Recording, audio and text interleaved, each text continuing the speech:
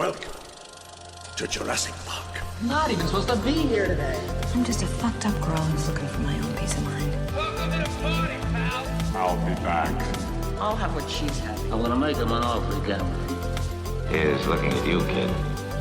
You're gonna need a bigger boat. All right, Mr. DeMille, I'm ready for my close-up. Hello, I'm your host Adam Neeson, and welcome back to another episode of More Than Pixels on a Screen, a spoilerific movie review podcast brought to you by Banterflix, cinematic discussions with a Northern Irish accent. As you can hear, it is me, Adam Neeson, no Jim today, as Jim is on important Spider-Man business, as in he has to stand in Times Square and fight off Mickey Mouse and the Hulk. But joining me today is a very special guest, someone that I love dearly, and someone who shares a Spider-Man obsession, probably more than my own. Of course, this is Mr. Mark Corrigan. Mark, how are you today? I'm awake. I'm awake. For everyone listening, we're doing this at 10 a.m., which is basically the middle of the night for me. So you're very lucky to have me. It is. I am very lucky to have you, Mark. Thank you for joining me. Now, I've invited you on for a very special reason, but we'll get to that in a minute. But, of course, this being a podcast and me inviting you on, I may as well get you to, promote your business that you run that is very successful. Top seller on Etsy. How many months in a row? I think we're on 8 now. 8. Since the start of the year, we haven't missed a month. That's spectacular. And if you want to tell the audience what your business is and where they can find it. Yeah, so my business is called Video Flames. It is on Etsy solely right now. It is scented wax melts that are designed to be burned while you're playing video games to help you be immersed in the environment. So I started it because I was using wax melts that were like characters from video games and other like media, and it just wasn't working. Like Ellie in The Last of Us is not going to smell like raspberries. Like it just wasn't for me. So figured out how to make them and then started selling them, and then people started buying them. That's how capitalism works. Now, is there people in the audience? You know, we are movie boys, but there's a big crossover with video game. The video game audience. Is there any specific video games that are very popular on your store, and is there any special ones that you can tease here today that might be coming up? Yeah, so The Last of Us is probably one of my biggest ones, and that also helps that it's had its TV show adaptation now as well. And a lot of the wax melts you could actually use while you're watching the episodes of that as well.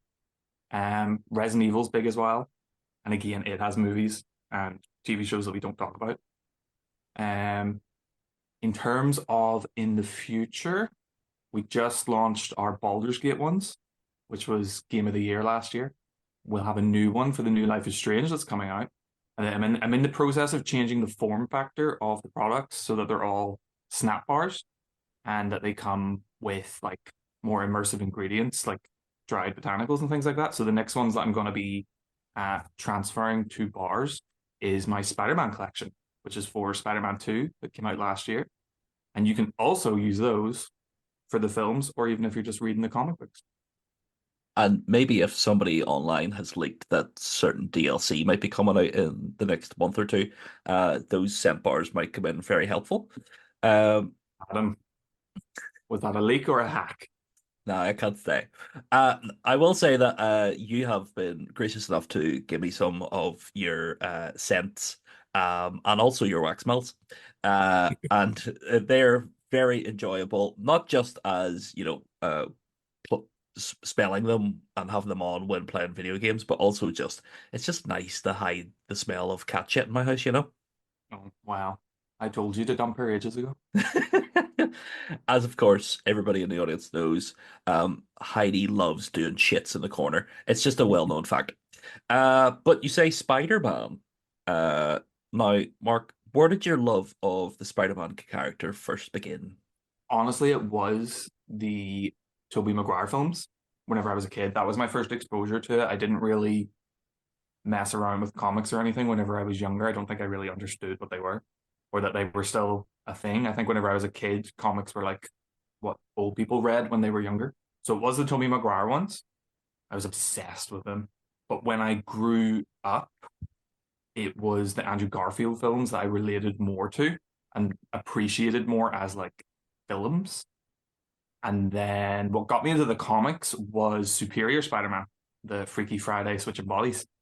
And I haven't stopped since then.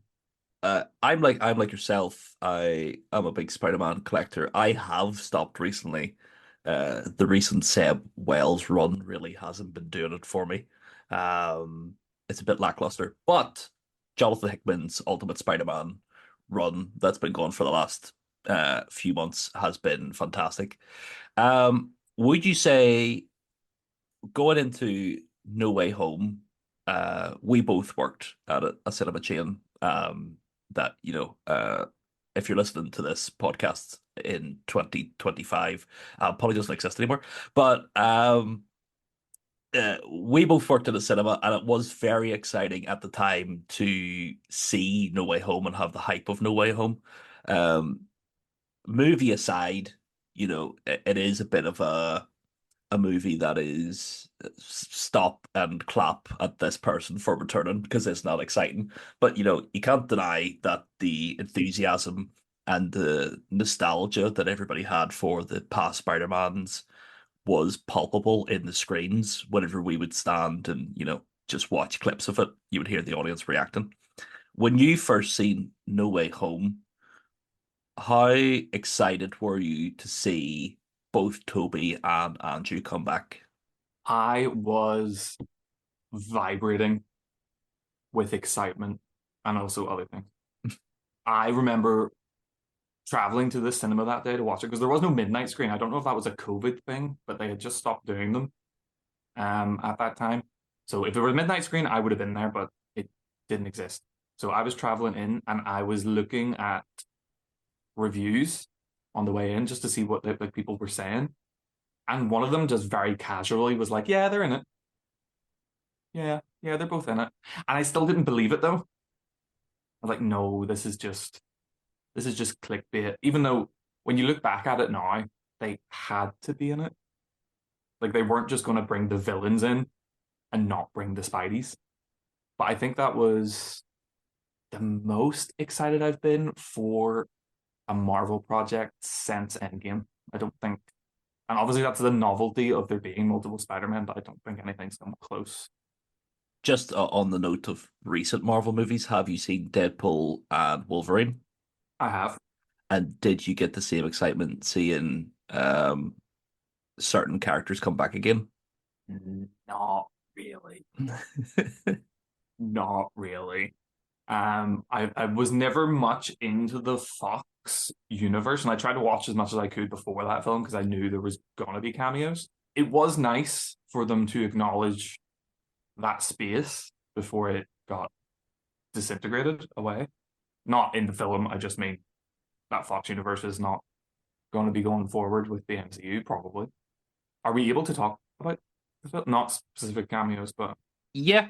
Go ahead and talk about your um, thoughts on I think Deadpool and my Wolverine. main problem with it is that, yeah, my main problem with it is that the Wolverine wasn't our Wolverine. And I know they didn't want to undo Logan, but I just ended up not caring about him. Yeah, I think the fact of, him being like, all the X-Men died because humans came to the house, and you're like, what sort of humans were able to take down Storm?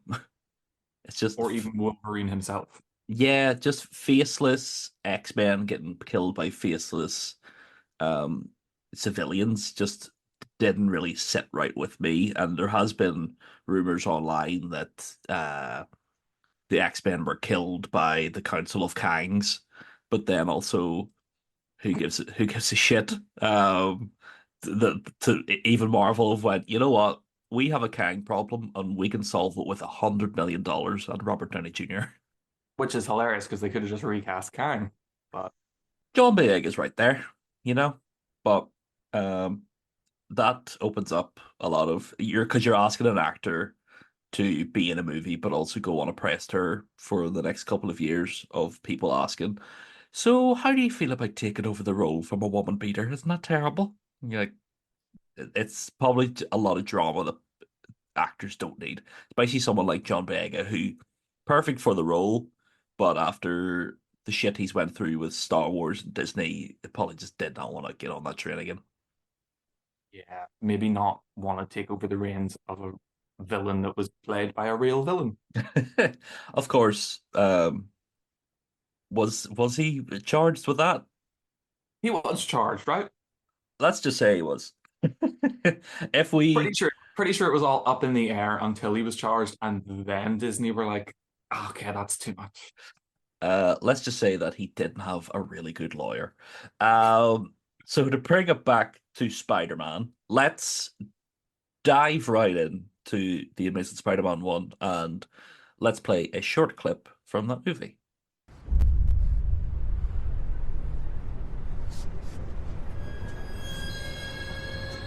Crouch! Just let me go. Is that a knife? Is that a real Okay? knife? Yes, it's a real knife. My weakness. It's small knives. Just let me go. Anything but knives! Oh, it's so simple. That was cool, man. What the hell is this? Webbing that I developed myself. I don't think you really want to know. Come right on, let me go. One second. One second. Stop, get off, man. No. Come on, let me go. Stop it. Dude, that isn't funny. It is Come kind on, of funny, man. help. That's a clip from a Amazing Spider-Man, the Mark Webb classic.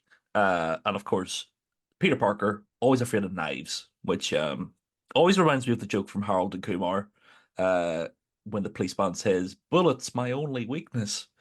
Um, when, Mark, did you first see Amazing Spider-Man? Because I have a weird connection with it, but I'll let you go first. I saw it. I specifically remember I saw it in the Odeon. So the seats were really bad, uncomfortable.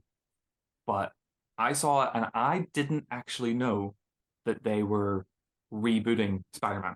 I hadn't seen a trailer. I saw no marketing. My friends were just like, "Oh, we're gonna go see the new Spider-Man." So we went and I was just so captivated by it. I think it was when I left the cinema, I was like, damn, that made me want to be Spider-Man. As depressing as it was, I still wanted. I think it was the. I think it was the first film that really translated the swinging better than the Tobey Maguire one. So it felt like you got his perspective more. Yeah, it's kind of the swinging of it. A lot of it is practical towards the start. When he's like swinging under the bridge, a lot of it is practical, and it gives you that sense of a young guy learning how to swing. Whereas, like, Maguire's Spider-Man, kind of by the middle of the first movie, he is an acrobat at the top level, can do anything, which of course she can be like, well, he has spider sense, so uh, he can dodge anything. But Garfield's is, not as professional. It's a bit ropey, no pun intended.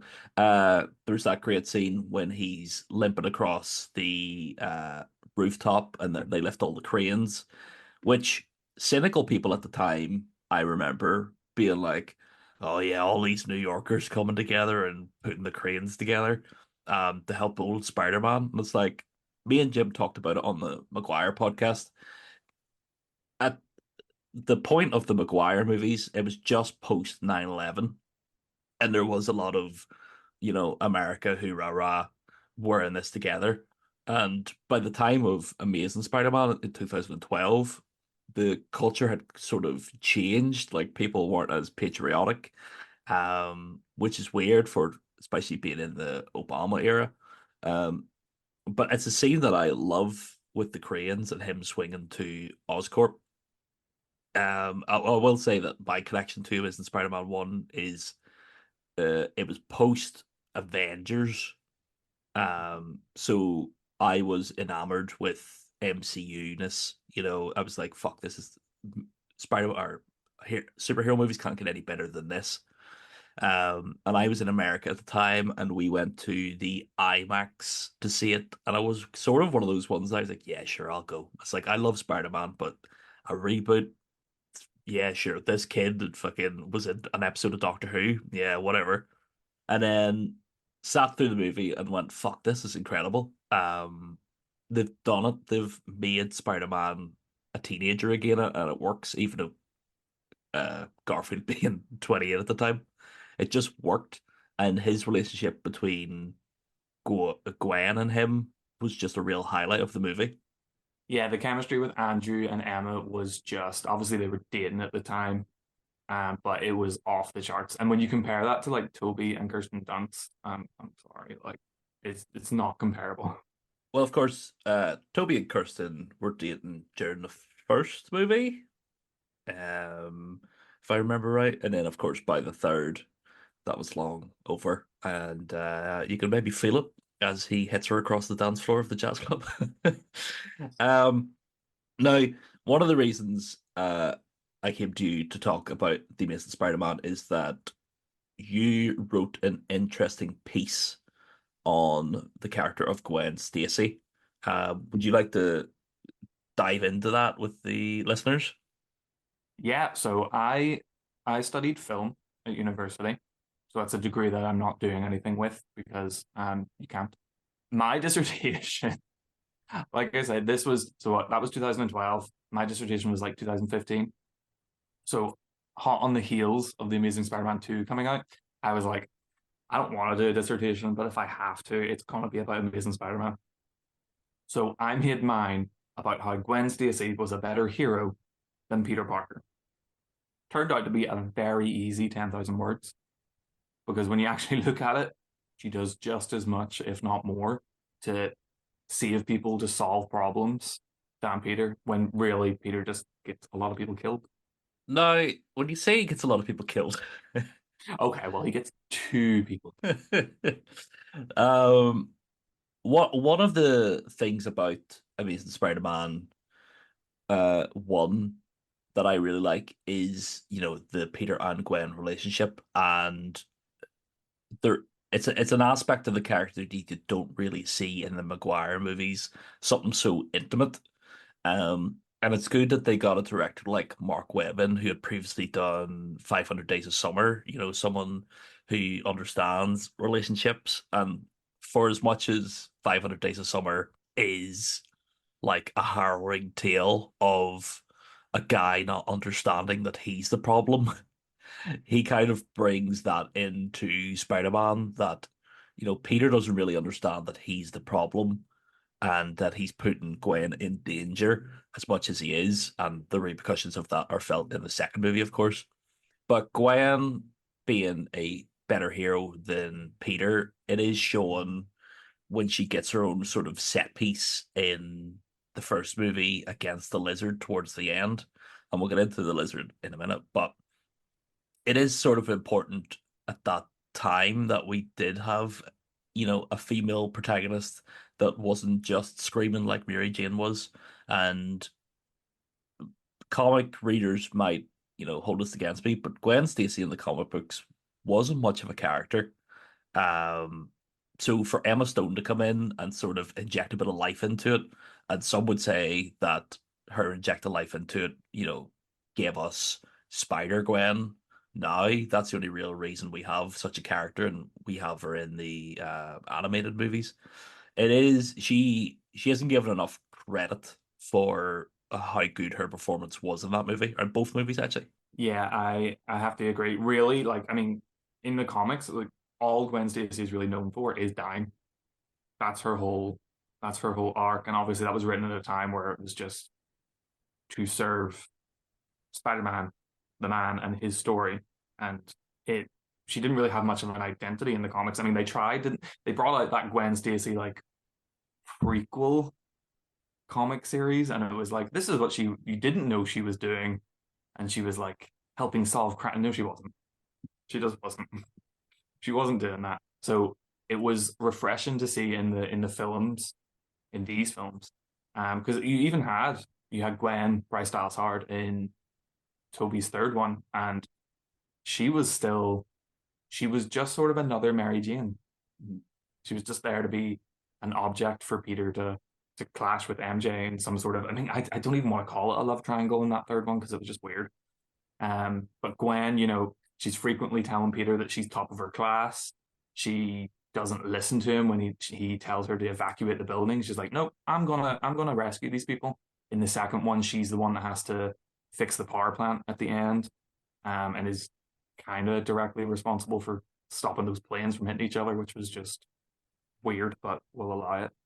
In Spider-Man 3, do Gwen and Mary Jane ever have a conversation? Not that I remember. Is it Because why would they almost? Because it's like when Peter and Spider-Man's worlds would be crossing over then almost. is it when they go to the French restaurant does she turn up? Hmm. But do they speak I think it's just sort of. I think Peter goes, "This is Gwen. She's in my class," and Mary Jane does the old blonde, is she? while Bruce Campbell's hamming it up in the background. One of the greatest performances of all time. Um, let's get into the villains of the Amazing Spider-Man 1, starting with Captain Stacy. Oh no, do we think of him as a villain? You know, he's not a villain. He's that he's like the J. Jonah Jameson of this universe of being like that damn Spider-Man. Um, of course, he's a villain to Peter Parker as well because Peter doesn't know what Benzino is. Well, he's Uh, used to spaghetti and meatballs. um, but the Lizard teased through pretty much all three of Maguire's movies. We finally got him in this movie played by Rhys Ifans. Um, a good performance, a performance that I feel kind of was cut down, and you could see a lot of the scenes in the deleted scenes. He was given a lot more humanity, but character motivation, it is a bit bland. He just wants to turn other people into lizards, so everybody's equal. Kind of a strange thing, but I guess it's not more outlandish than fucking um Doc Ock wanting to just, I don't know, blow up New York. It's something you would have just read in the comic books. It's not, it's Spider-Man. It's not fucking um Oppenheimer. It's not the fucking the genius movie. But how do you feel about finally getting to see the lizard in Amazing Spider-Man? I liked what they did with it. Obviously, like you said, we don't have the build up that we had in the Tobey Maguire one, so it's disappointing that we never got to see a payoff for that. But I like what they did in terms of it made sense for the story they were telling by framing Peter and his spider powers as cross species genetics. So it made sense that that was the villain that they went with for the first time. It is disappointing that we didn't get to see all the scenes with his family and give him a bit more of a character backstory and life. Because he really is just, I want my arm back. I got my arm back. No one's ever going to lose an arm now because I'm going to turn you all into lizards. But like you say, it might have worked in a comic. I don't know if it translated exactly to film, but I mean, he was poisoned with like lizard stuff. Maybe we don't know. Maybe that's what lizards be like. Lizards really pronounce their P's. Poor Peter Parker. You have to enunciate when you have that mouth. Because he's got no lips. How does he do Science. it? An interesting aspect that they introduce into this movie and is connected to Kurt Connors is Peter's parents, and they sort of bring this more into the second movie. But the first movie starts with Peter's parents on the run from something and leaving him with Aunt May and Uncle Ben.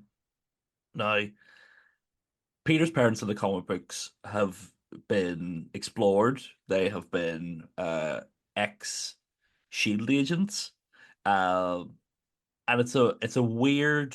I could see why Mark Webb and Sony wanted to go down this because they wanted to sort of have like a mystery for their trilogy. Have a reason for Spider-Man, but it sort of takes the everyman aspect of Spider-Man out. How do you feel about the introduction of his parents, and how do you feel about Miss Honey from Matilda playing Spider-Man's mom? Yeah, first thing, wild. Whenever I watched that for the first, like, it wasn't until a few years ago, whenever I was rewatching it for No Way Home, that I realized it was Miss Honey. So that was a revelation. Didn't realize she was still working, but good for her. The parents, I get why they did it because they needed something to set themselves apart from Toby's one, and his parents were never acknowledged in Toby's. Not even a throwaway line of dialogue. Like, it's just like this kid never had parents. It's like he just had an uncle and aunt. So it makes sense for me that he has a longing for them, although it is weird. I don't know if you'll agree that there's so much of a focus on his dad that he just doesn't seem to give a shit about his mum, who in the flashback and the opening of the first one is very emotionally attached to this kid and is displaying far more connection with him than the dad is. And she's just like ignored when it comes to the second film. It's just like, what about my daddy? Where is he?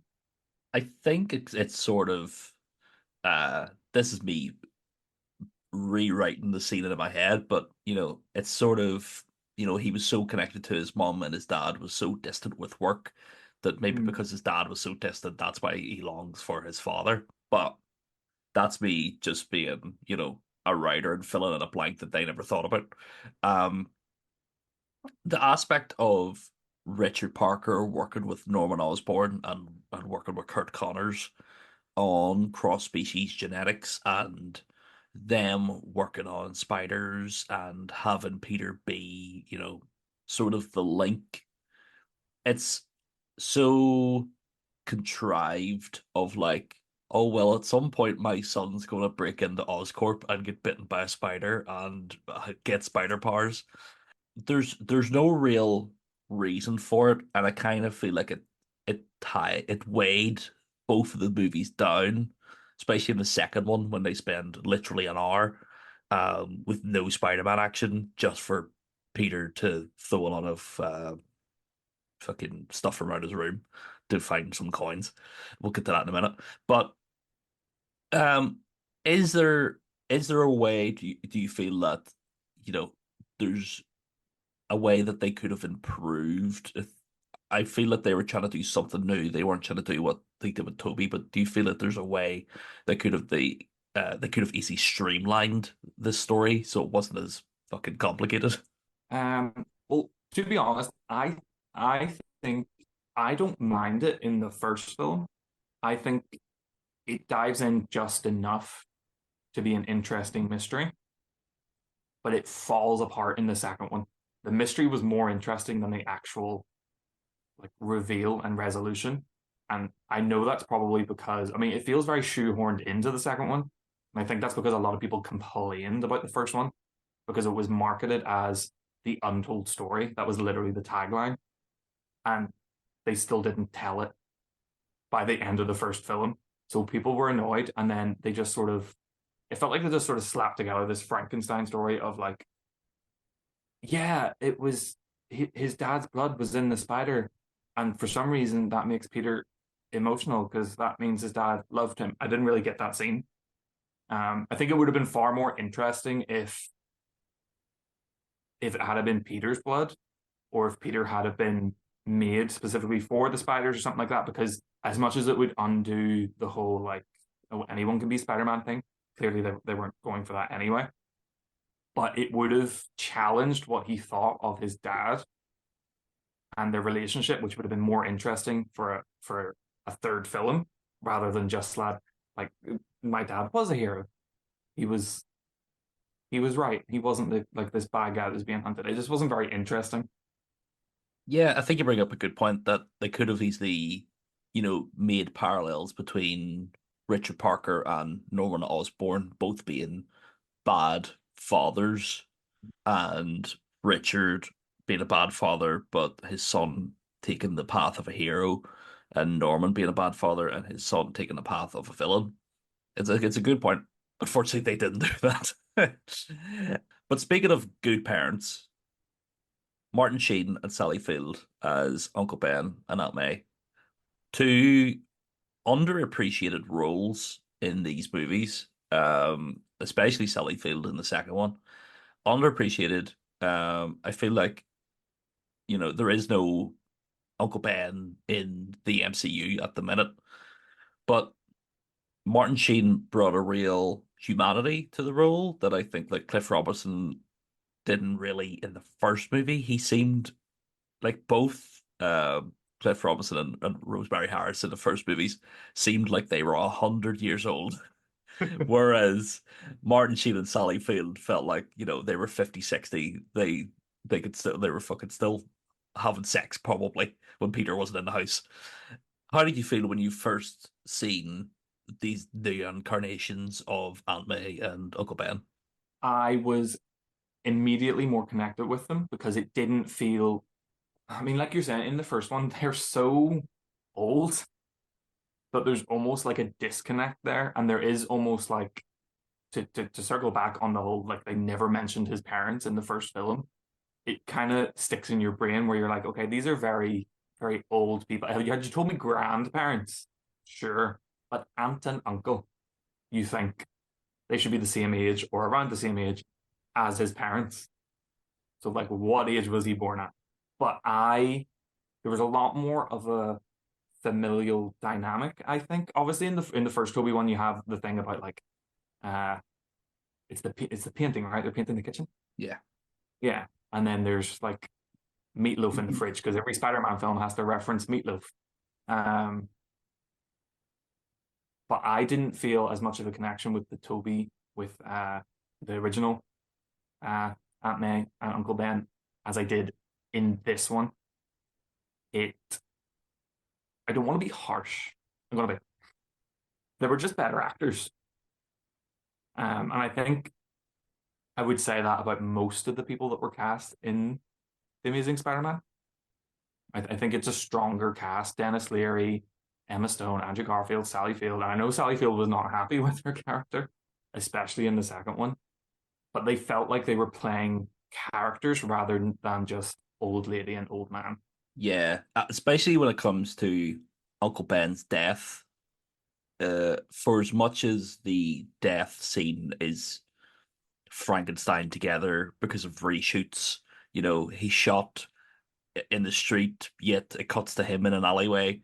It it's an odd scene, but works emotionally thanks to the performances of Andrew Garfield and uh, Martin Sheen. It is strange that we've got the whole way through this first movie. We haven't really talked about Andrew at all. Um, there's a stigma on him. Like I said, when people were judging the movie back in the day, they were like, Peter Parker with a skateboard, get real. And it's like, guys, come on. Teenagers aren't the same now as they were in the 60s. He's not hip happening, cool popping Peter Parker. He's a modern teenager. When you first heard about Andrew Garfield, were you annoyed? I suppose you said you didn't know there's a Spider-Man coming out, but when you first seen him on screen, did you have an instant connection with him, or did it take a while for you to warm up to his portrayal of Peter Parker? I had warmed up by the end of the film, but no, I had no idea who he was. And as much as I love Doctor Who, I don't think while I was watching it I recognized him because he was only in that one episode. But I think Mama fell in love a little bit. Honestly, that hair was incredible, and he was just I don't know. I guess I liked their interpretation of him. Obviously, they went for a very emo vibe. He was a loner, but I liked that they went for okay, what would a Peter Parker be today? What would he be being bullied for? Because we were at this sort of turn of like with the Avengers films coming out, like it wasn't nerdy to like superheroes anymore. Like being nerdy was trendy. So it's not something he was going to get bullied for. And honestly, I never really understood a lot of the bullying that he got in the comics anyway, because I thought they all went to a science school, but you know, whatever. But no, I liked his awkwardness. I liked his taste in music. I liked that one of my favorite things about, and this is kind of what we were talking about earlier about like the whole like the spider being like destined for Peter, and it was only Peter that could have been Spider-Man. But I like the idea that they put forward in the first one with one of the early scenes where Peter stops Flash from bullying the kid before he has any kind of powers. So that for me is their version of saying like anyone can wear the mask. Like it's not, you don't have to be bitten by a spider to do good things or to be a hero. Like Peter was already behaving that way before he got bitten. And he calls Flash by his first name, so that's how you know it's serious. Mm-hmm. Mm-hmm. Big Uh, Eugene. Eugene. I really liked him. It was one of those things that when I seen it in trailers, I was like, "Who's this fucking skinny kid playing Peter Parker?" And even in the clips when it shows you him after he gets his powers, teasing Flash with like the basketball, like you see in the clips and you're like, "This guy's just a dick," but it really works in the movie. They really capture a lot of the Spider-Man humor. Finally, um, and just Andrew Garfield, famously, there's the clip of him at Comic Con in the Spider-Man costume, like a raggedy old Spider-Man costume, taking the mask off and saying he's loved this character since he was 6. He's his hero or whatever. And it really shows in a performance both for both these movies, No Way Home, and the way he talks about Spider-Man as a character. There's a deep love there, and to some people that might be ridiculous because it's a comic book character. How could you relate to such a character? But there's so many people in the world like us that can relate to such a character in a deep emotional way that it does become part of your personality and the way you think. Good characters like that can influence you to the point of making better life decisions. Um, so Garfield as Spider-Man, I feel really elevated. Like as much as the Avengers brought the geek culture into the mainstream, I think Garfield's portrayal of Spider-Man really brought Spider-Man as a character into the mainstream because people just sort of known the character as like the Ditko-y, he's on t-shirts, he's on socks, sort of thing. People loved him. It was a kid's sort of medium, but Garfield's interpretation sort of brought it so it was kind of okay for older people like ourselves to, go out in the street and wear a Spider-Man t-shirt without someone being like, "Why is he wearing that kid's thing?" Yeah, that's fair. I'd agree with that. It was targeted for a slightly older, angstier audience. I guess they kind of, I guess in a way they had a choice either to try and target it for younger people again with a reboot or try and capture the people that they were potentially going to lose by not continuing Toby's films, which I don't think I guess they didn't do either. But yeah, it's just it's just a shame how they handled everything because they had, I think that was a good first film. Probably, I think people will attack me for this. Probably better than Toby's first, I'd say. They set the table well, is how Yeah. we'll say. But let's move on to the second movie. And if we're saying that the first movie set the table well, let's just say the second movie takes its charges down and shits on a plate. This film needs to be studied for what went wrong. Before we jumped on here, I was looking at Kevin Feige's notes on this film from the Sony email hacks, and it's just hilarious. It's so hilarious. Like they have warnings, Mhm. and they just ignored them. It's such a beautiful mess of a film. Well, let's just say Sony didn't learn a lesson as we're in the world post Morbius, Madam Web, and the forthcoming Craven. So before we jump into Amazing Spider-Man 2, let's play a clip of the incredible Sally Field talking with Andrew Garfield's Peter Parker. That's my father. Yes, he was your father. But that didn't seem to stop him from leaving you here. I need the truth. The truth is your parents left you here on our doorstep. And you were this little boy whose whole world was turned upside down with no explanation. We did the best we could. Your Uncle Ben and I. I mean, who else was going to care for you and protect you and worry about you? Your father? No. I was the one who wiped your nose and made you brush your teeth and do your homework and washed your dirty underwear. Me, your stupid, non-scientific aunt who doesn't know how to make ends meet, who has to take nursing classes with 22-year-old kids so I can pay for you to go to college. And I don't know how to do this without Ben. I don't know how. And you're dreaming about your perfect father who was never here. No. No, I won't tell you.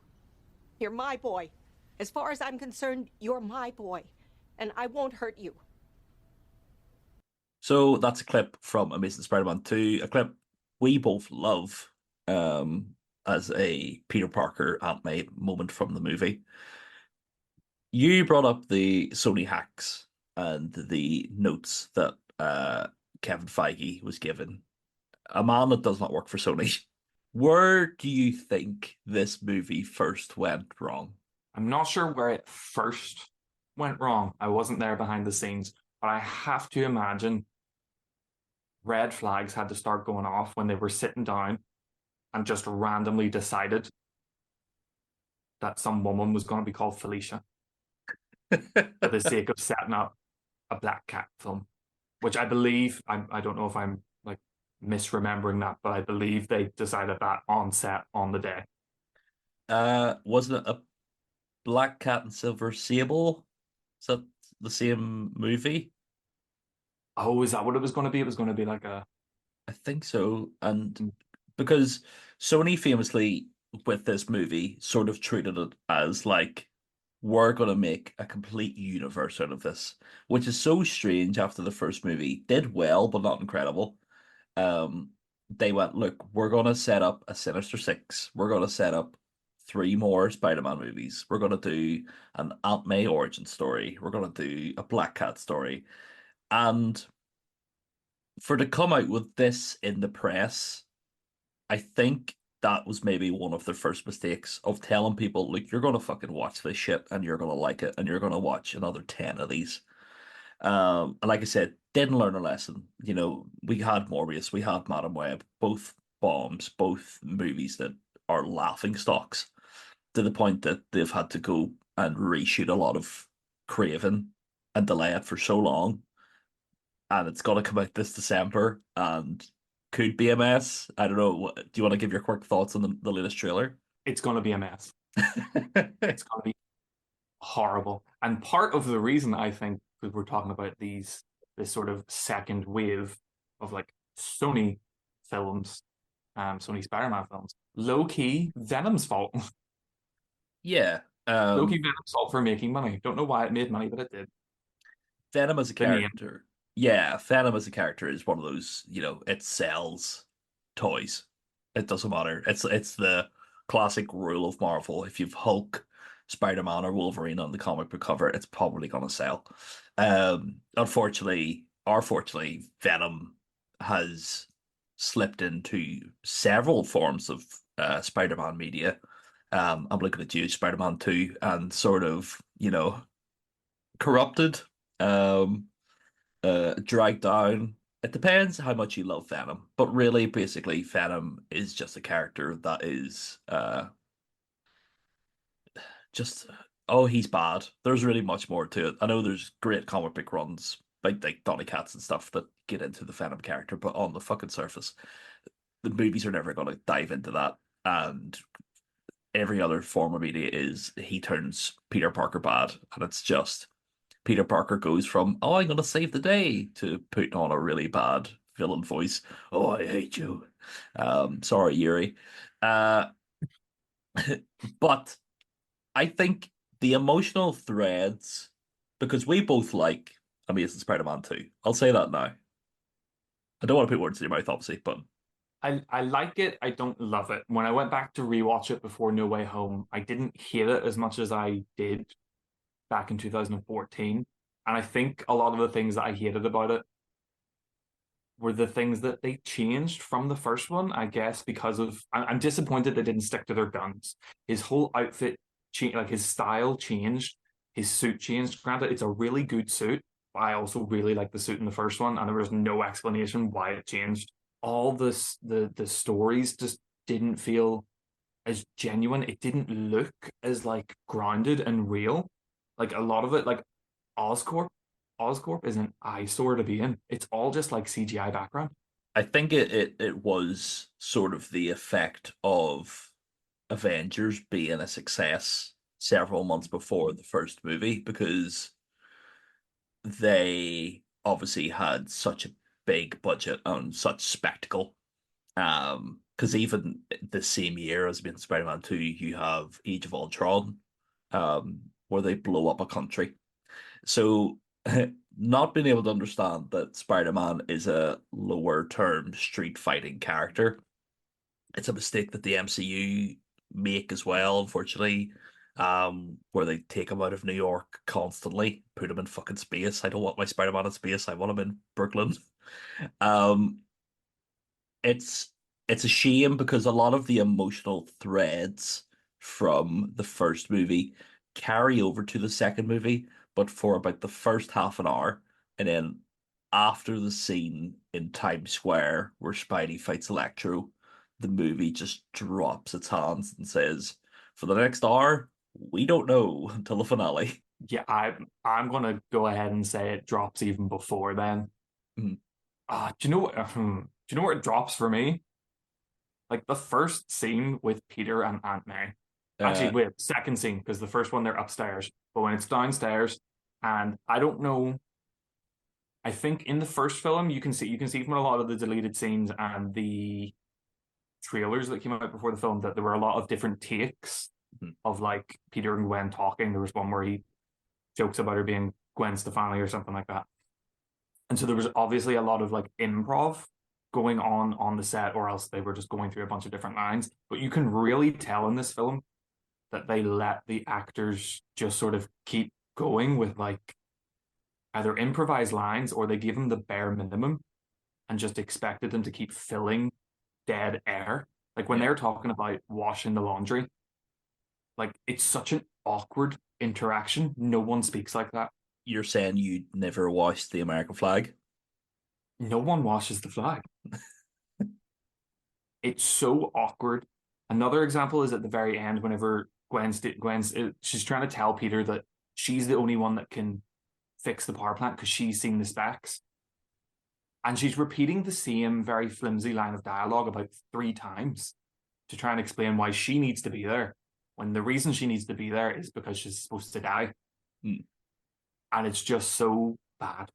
The one scene that always stood out to me that I was always like, that's not funny, and there's such a setup for it, is when Peter's face is covered in soot and Aunt May opens the door and she's like, "Why is your face covered in soot?" And he's like, "Oh, I was cleaning the chimney." And it's like, their house doesn't have a chimney.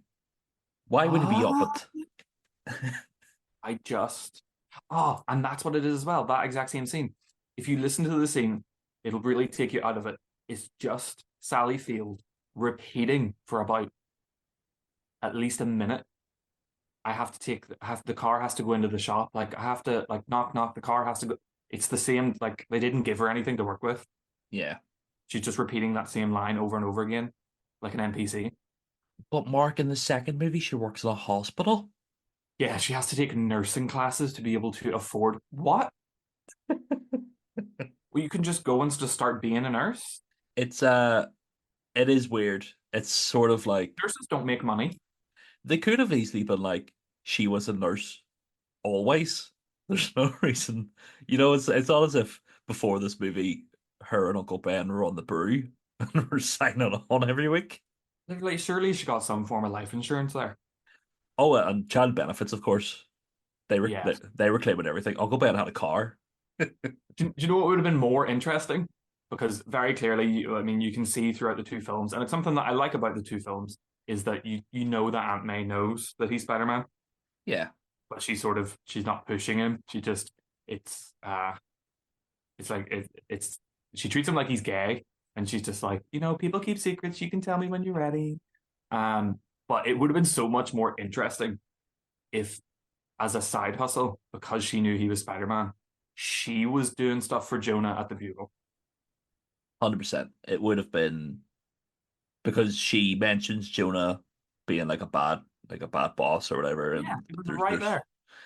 um just to go back to the first movie as well, there's an incredible scene with Aunt May and Peter Parker when he comes back from like the final battle, and he's brought the eggs, and they have like a knowing hug, and she like it's like you say, it's a hug that she knows he's Spider-Man. She knows what he's been through, and then for that not really to be continued in the second movie is a real detriment to the plot and their character arcs, and I wonder if someone came in and said, "Look, we can't have it in the second movie. It needs to be in the third. It needs to be a third movie reveal." No reason. Like it wouldn't have made a difference what fucking movie it was in. Um, it's just the same with the whole Gwen Stacy relationship. They tease at the end of the first one, like, well, they can get back together, and they are back together, and then all of a sudden, 10 minutes into the movie, she's having a nice succulent Chinese meal, and she's like, "Peter, get out of here, you fucking creep," and then he stalks her for the rest of the movie. And that's another example of like that scene with, I mean, Emma Stone, good God, if I ever am lucky enough to meet her, I never want to piss her off because that face that she pulls is scary. Mm. But even that dialogue, and I know that that was probably just something that she came up with herself because uh, anyone that's listened to the director's commentary, um, she pitched that because it was the scene originally was just Peter being like, "Oh no, I don't want to do it again. I'm going to go now." And she was like, "Why am I putting up with this?" Mm. What you get is the most generic, "I can't live like this," and then she walks off. Yeah, it's like we say, Emma Stone, fucking award-winning actress, and a detriment to these movies. They cast these movies perfectly with Garfield and Emma Stone as the two main leads because they are genuine modern actors that give a shit about film, and they want to make the best product, and they know they are in movies that aren't tailored to the type of acting they want to do, but they're trying their hardest to push through mainly bad writing. You can see a lot of that in the scene when they have like a meet cute. When he's crossing the road and the cars are stopping, and he does like the "you can't touch your nose" thing. You know what I mean? You can't laugh. It's like cute stuff that is actually relatable in a relationship type of situation. But then you cut the scenes of Jamie Foxx as Max, and it's just Urkel in his apartment with a bad comb over and a gap in his tooth. Don't worry, it'll get fixed by electric eels. Uh, just hamming it up. And they kind of had this in the first Tobey Maguire movies. It's sort of like the opposite flip, whereas like Willem Dafoe was like the proper actor, and he knows exactly what type of movie he's in, and Maguire is kind of just going through the motions. Now you kind of have the two brilliant actors as the leads, and the villains are being the fucking not even scene chewing, just Batman Forever type. Sorry, I love Batman Forever. I'll not say that. Batman and Robin type villainy that somebody should have stepped in and said, "Jamie Foxx, stop doing." It's not even his fault, actually. It's the costume designer, it's the director, it's the writer. It's a complete misrepresentation of what Electro is as a villain, and he's not even that complicated of a villain in the comic books. So they've injected this sort of awkward black nerd character for absolutely no reason. Like I don't a lot of problems with this film is idea over execution. So I don't mind the idea of Max being like a super fan that then gets disappointed by Spider-Man. That's, it's giving Incredibles. That's fine. But it's the way that they did. Why was he so psychotic? Why did he have a cake in his house with lightning bolts on it? He hadn't turned yet. That's supposed to be an Easter egg for me because it just pisses me off. Yeah, the super fan aspect um works, like you say, syndrome. It's a staple of the villain. But they drop that sort of as soon as he turns into Electro and has his first fight with Spider-Man. It's sort of dropped, um, because electric eels make nerdy Jamie Foxx into cool, slick, my teeth are fixed Jamie Foxx. And then he's just Jamie Foxx for the rest of the movie. He's just Django for the rest of the movie. We have Paul Giamatti as the Rhino, who I think is really good. He's just undersold in the movie. He's hamming it up, but like if you're told like you're a guy in a rhino suit and the only thing you know about him is that he's a Russian gangster, what else are you meant to do with that apart from a Spider-Man, Um, and then we'll get to Dane DeHaan in a minute. People complain that there's too many villains in this movie, whereas I think that it's kind of good that you're showing Spider-Man fight so many villains because that's what Spider-Man is. Yeah, I don't mind the. I mean, people always say like, "Oh, there's like three villains in this film. They're really trying to be like Spider-Man 3, but Rhino's in it for like 2 minutes. It's Yeah. just an opening, like to show you the stuff he's dealing with. It's not the the main things, the cataclysmic stuff. Electros. I mean, I kind of wish they had a chosen between Electro or Green Goblin. Or, I mean, did it have to be Green Goblin that killed Gwen? Could it not have just been Electro? Like, Yeah, I think it would have been more shocking and pun intended if if it was a villain that wasn't involved with the classic story because you see it coming, you know. Um, I don't know who I would have had replace. I think because if you had Green Goblin, you already had him in the previous incarnation. They weren't doing Norman Osborn's Green Goblin. They thought they were smart doing Harry. Dane DeHaan completely miscast, I feel, as Harry Osborn, but also just underwritten because you never believe that him and Peter were ever childhood friends. It's just not plausible. Um, the little conversation they have walking around the pier is funny in the context of the movie because you're like, why are you two talking like this? Also the classic Peter conversation of uh we don't know if he is a man, really. He could be a woman, we don't know for sure. for sure. Great performance by Andrew Garfield. Um, I feel like that was him that day being like, "Here, Dan, do you want to see what I get away with?" And I'll put it in the movie. No, honestly, that whole sequence, walking along the river, just feels like it. Sometimes when I watch it, I'm just like, am I watching the characters or is this just Dane and Andrew having the time of their lives? Because like he swings himself over the barrier, and I Mhm. can just imagine the whole production crew screaming, Yeah, but don't do that, please. "Yeah, please don't throw yourself in the river." Which I mean, if I was in this film, I probably would have wanted to do the same. Yeah, But I don't know why he changes his voice when he's around Harry. Like, it's almost like he changes his voice to almost to like impress him.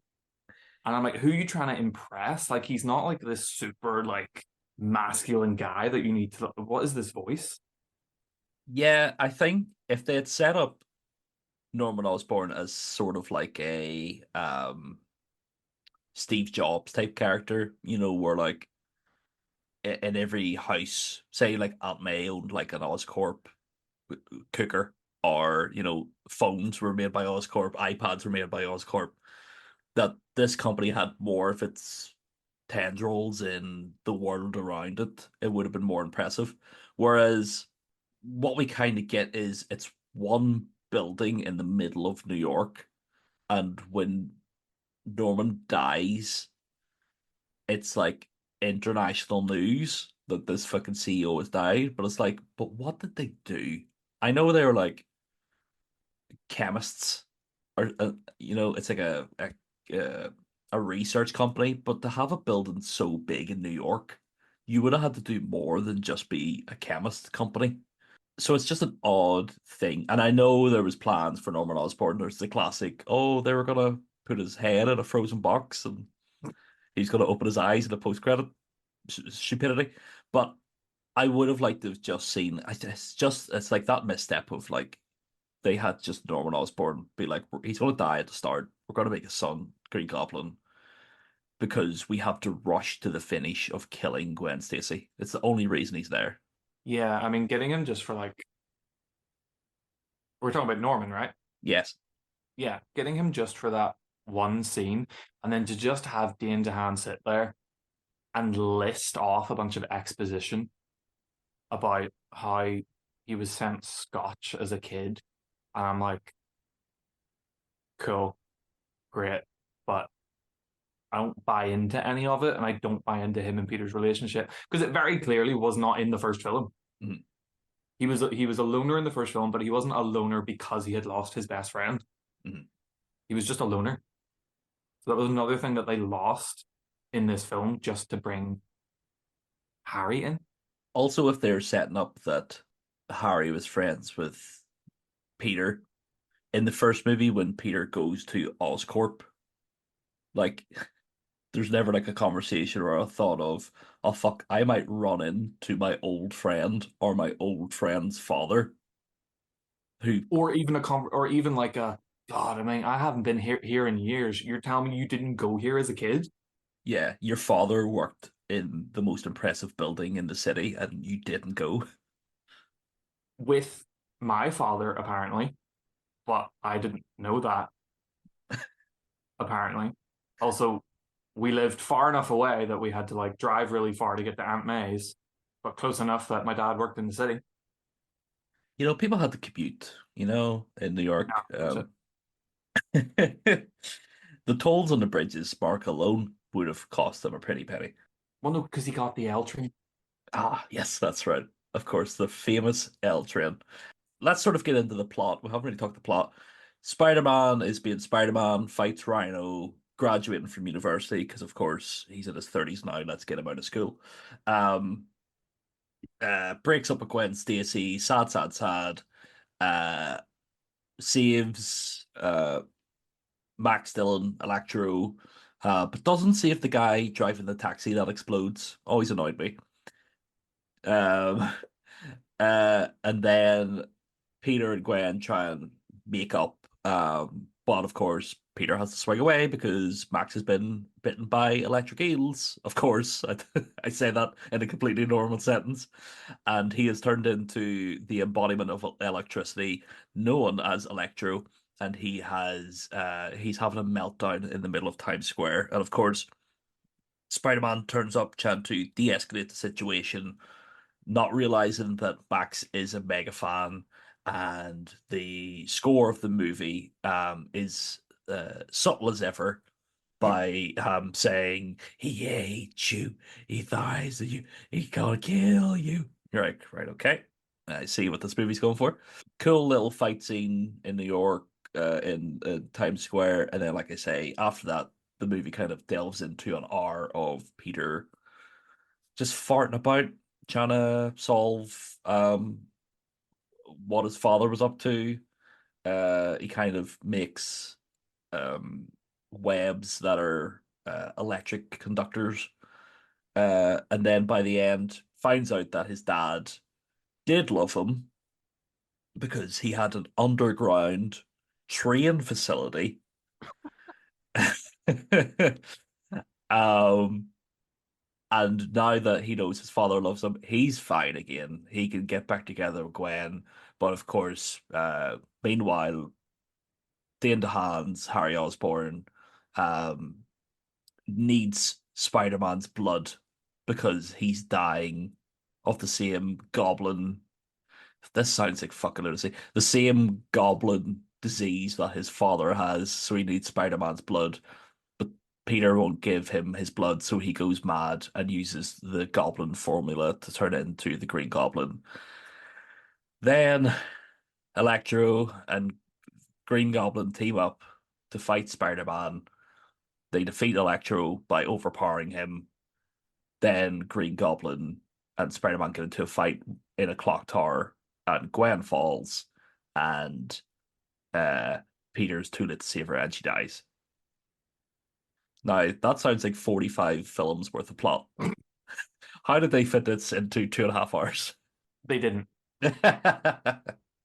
It's it's one of those things in bits and pieces. It's why I kind of like this movie. It's so odd being like, I like this movie, but I've talked on this podcast about, you know, fucking art films from all over the world, really author driven films, and then me to come in and be like, you know what, Amazing Spider-Man 2, I actually quite like it.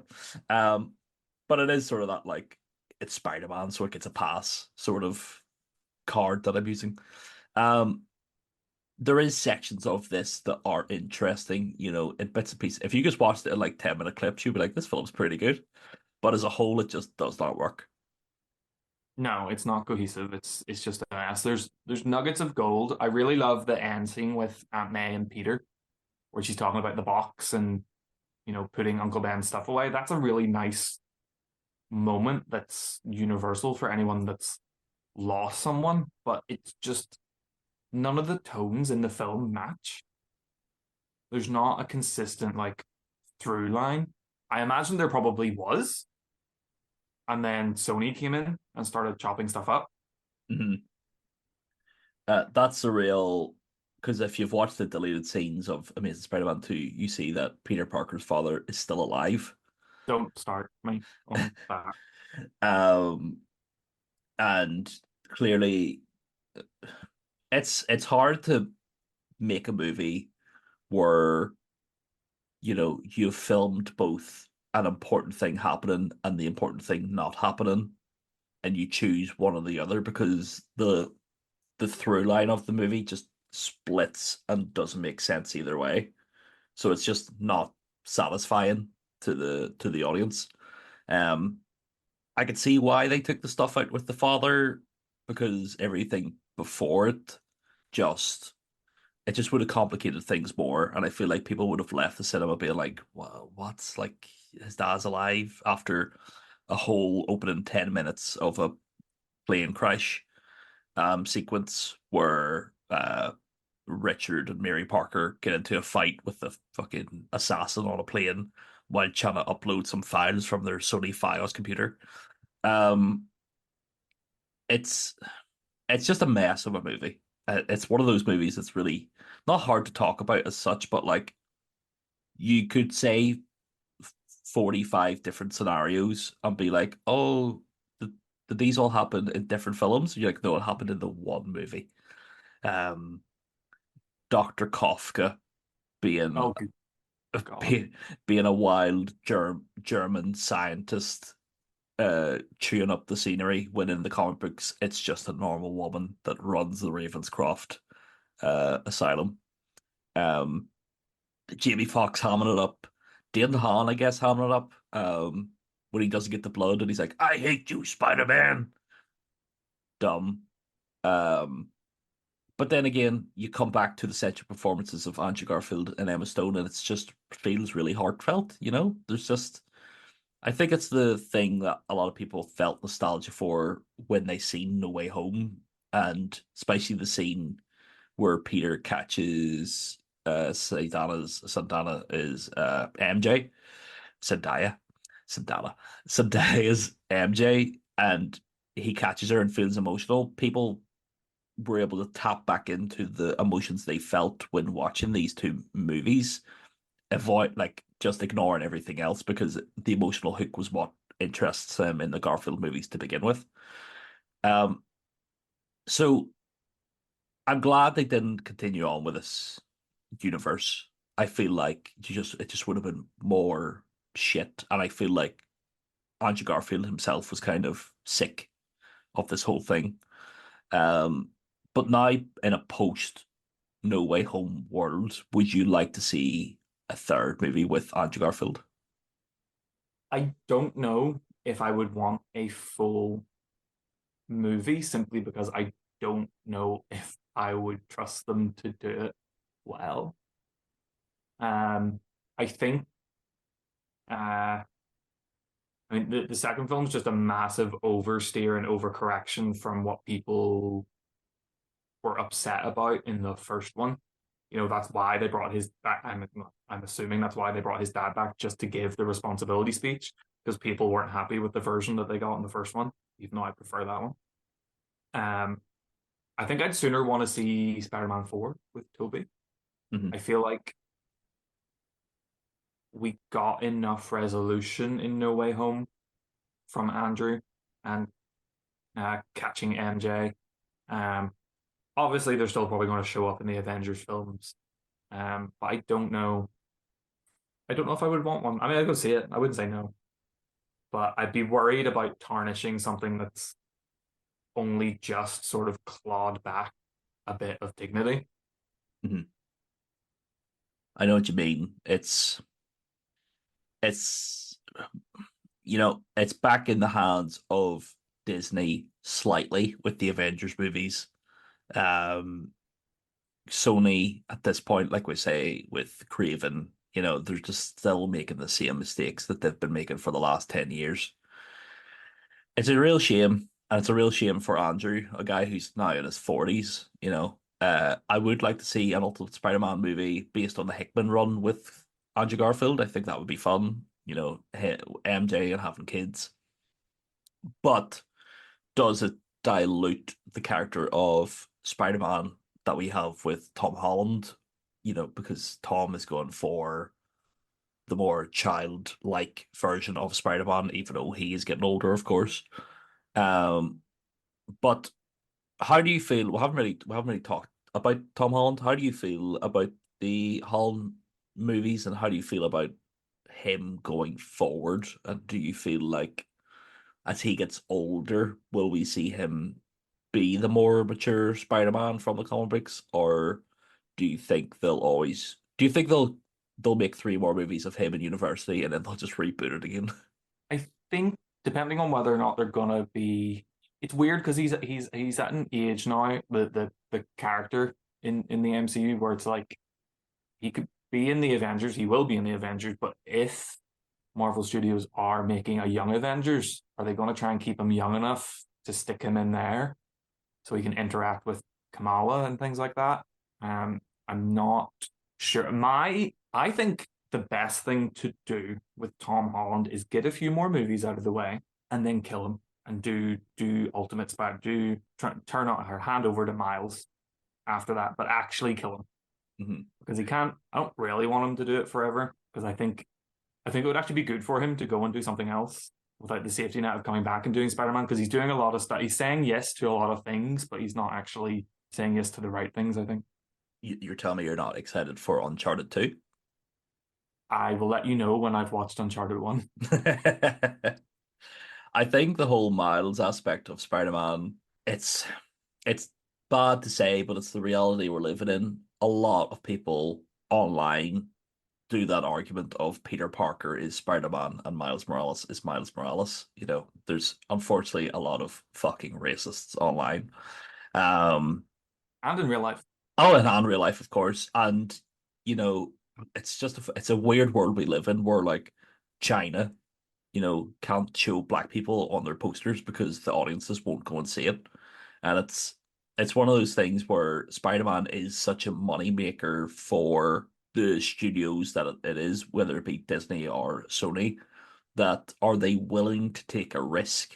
Like they have the animated movies with Miles, and they are popular, but they're not entirely successful. You know, if you're looking at it business wise, they're not the $1 billion money makers that they kind of wish they would be. And it's a real shame, because Miles Morales as a character, you know, has his own merits, fantastic characters in his own right. Um, we could talk about the video games now from Insomniac.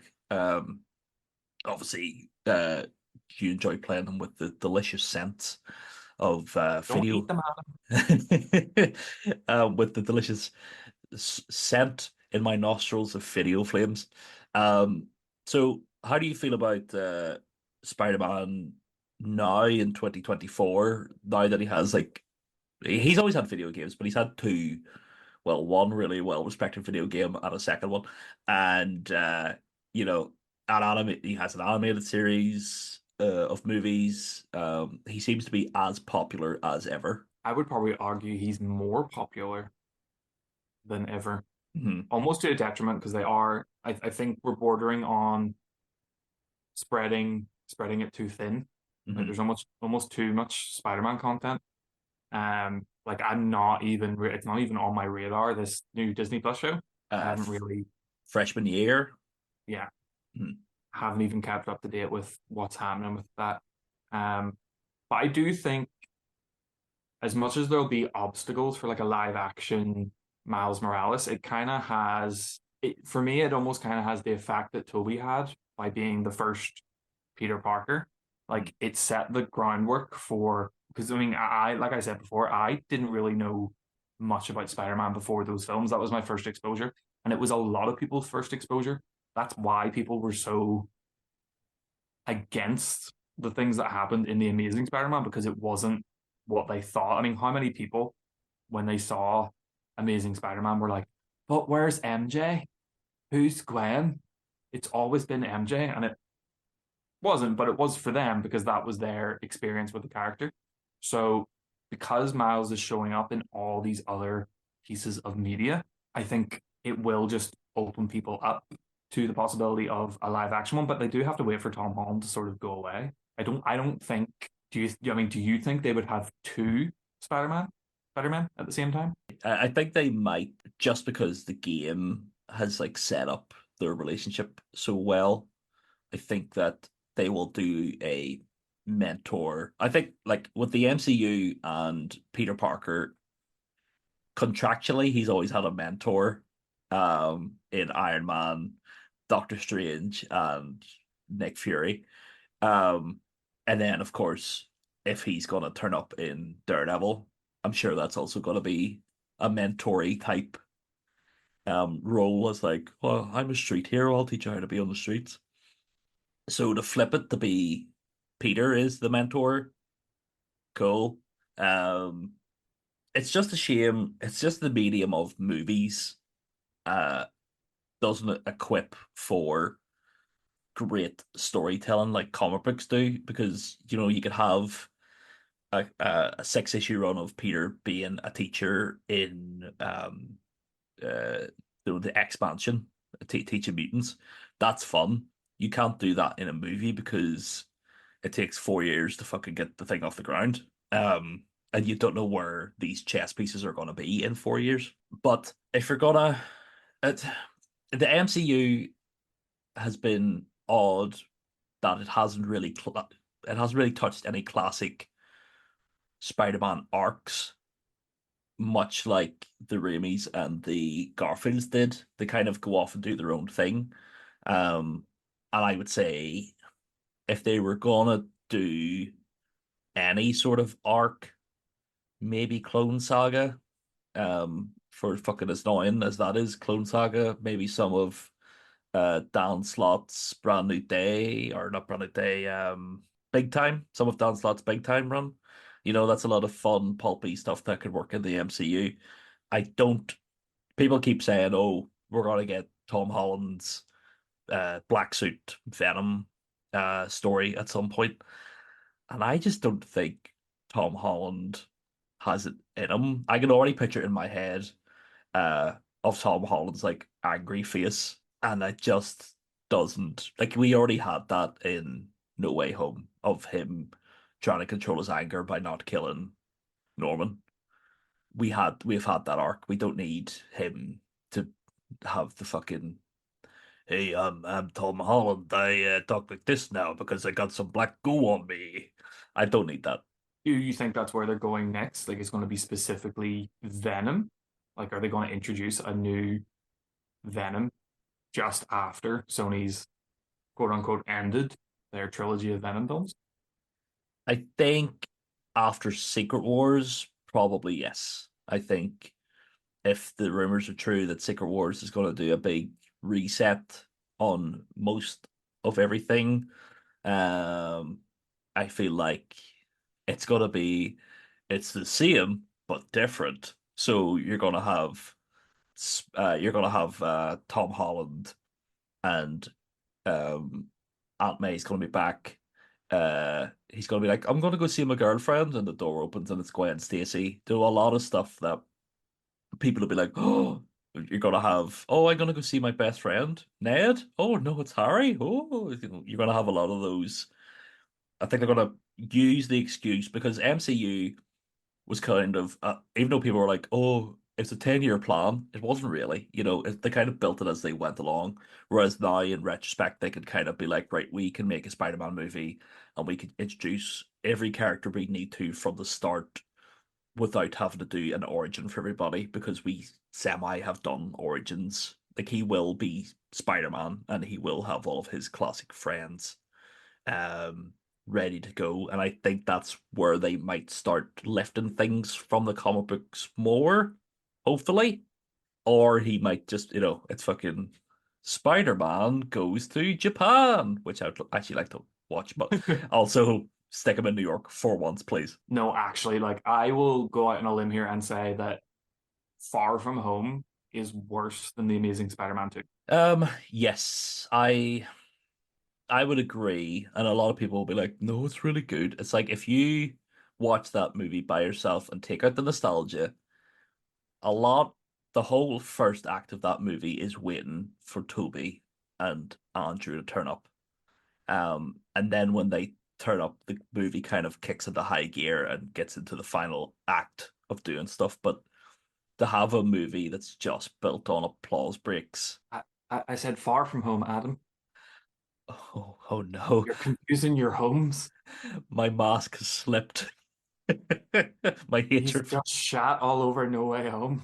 Uh well, I don't take any of it back. I still uh Far From Home, I enjoy. I think it's the most Spider-Man-y Peter is for some of it. But I do agree with you that him going from city to city just for set piece to set piece doesn't work. They waste a great villain and a great actor in Mysterio. Um, and for him to be tied back to Tony Stark, it's like, please let that man die. Oh, I can't believe Jake Gyllenhaal works for Doctor Doom now. You're like, oh no, never do it again. Madness. Can't believe everything had to be just connected back to Tony.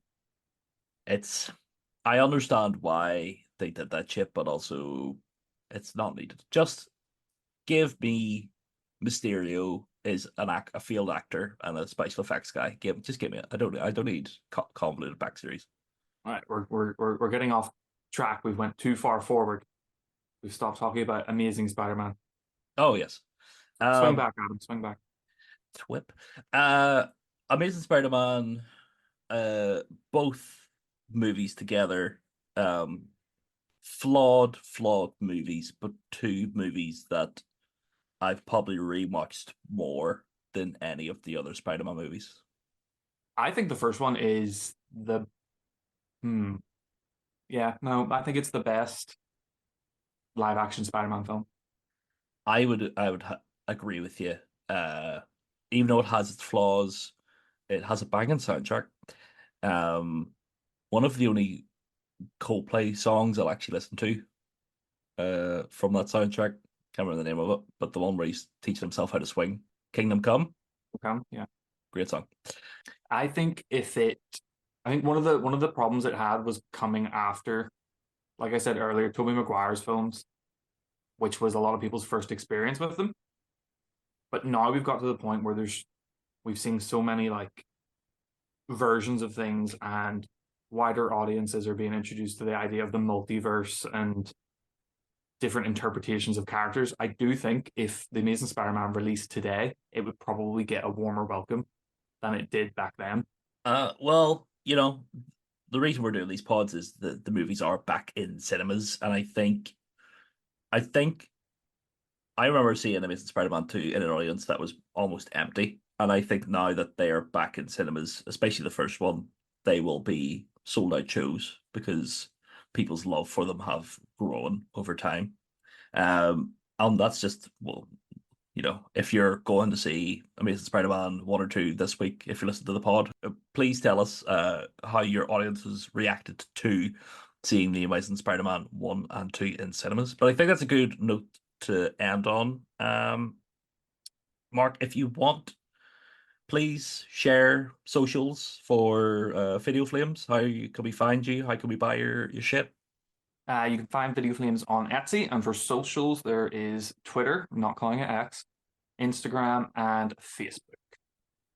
And all reasonably priced and efficiently packed and sent to you within When I feel like it. when Mark feels like it. But they'll, just like me, they'll come eventually. That's us for today. Thank you for joining us. Join us next week for me and Jim's return as we talk about the Hollands. As you can tell by this pod, I might not be favorable on a certain third entry. But you can catch Banterflix over on Facebook and Twitter, on YouTube as well. You can find all of the telly shows. Mark made an appearance on one of the recent episodes. You can also listen to the podcast wherever you listen to podcasts. Spotify is my medium of choice. I think Google podcast shut down. I don't know, but you can find it. Just type in Butterflix podcast. But of course, if you're listening to this now, then you've already found it. So I don't know why I'm bringing it up. I'm not as good as this as Jim is. But anyway, thank you, Mark, for joining me today. Thank you for having me, Adam. And as you can tell, listeners, this is a long podcast because me and Mark talk Spider-Man all day. I think we just scratched the surface on our Spider-Man love. Maybe we'll reconnect in the future to talk about whatever the next Spider-Man movie is, or maybe we'll just come on and talk some general MCU because I'm sure Mark's got some hot takes. The hottest, the spiciest, diarrhea almost. Mark, what's your least favorite MCU movie? Ooh. Ant-Man the Wasp. I don't know if that's a hot take, but there might be. If you're like Guardians of the Galaxy 2. Well, to be fair, I really don't like Far From Home, and it made like $1 billion, and everyone loves it, and I think it's garbage. There we go, folks. That's a teaser for next time Mr. Corrigan joins us. But for now, thank you for joining us both. We'll see you next week for some Toby loving. No, we'll see you next week for some Holland loving. Give me some hollandaise sauce all over my back and face. I'm going to wrap it up. Okay, I'll see you next week, guys. We love you. Bye.